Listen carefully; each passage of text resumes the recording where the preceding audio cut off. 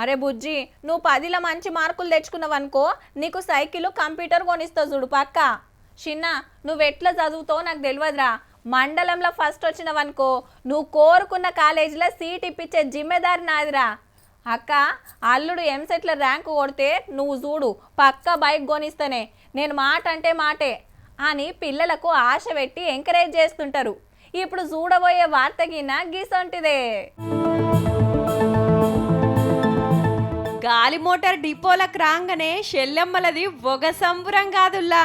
సెల్ఫీలు గుంజిండ్రు, ఫోటోలు దిగిండ్రు, స్టేటస్లు పెట్టిండ్రు, విమానం ఎక్కబోతుండ్రు. మళ్ళా ఇక లోపట కూకున్నాక మనోళ్ళ ఆనందం ఆకాశం అంతా. అందరు కూడా గరీబుల పిల్లలు, బస్సు తప్ప గాలి మోటార్ ఎక్కనోళ్ళు. మరి ఈ ఛాన్స్ ఎట్లొచ్చిందంటే మంత్రి కోమటిరెడ్డి వెంకటరెడ్డి సార్ తోటి నల్గొండ నియోజకవర్గంలో మంచిగా చదివి 10th క్లాస్ లా ఈ స్కూల్ ఫస్ట్ వచ్చినోళ్లకు ఖత్తర్ నాకు గిఫ్ట్ ఇస్తా అని మాటిచ్చిండట. అప్పట్లా గట్ల ర్యాంకులు తెచ్చుకున్నోళ్లను విమానం ఎక్కిచ్చిండన్నట్టు సొంత పైకం తోటి. కొద్దిగా ఎంకరేజ్మెంట్ ఉండాలని వీళ్ళందరినీ కూడా ఫ్లైట్ లో పంపిస్తున్నా. All the best. 2 రోజులు విశాఖపట్నం అరకుల తిరుగుతారట. మంచి హోటల్లో ఉండటానికి సౌలతి చేపించిండు. పిల్లల వెనకాల టీచర్లు, అట్లనే మంత్రి సార్ మనసులను తోలిండు ఏ తక్లీఫ్ కాకుండా.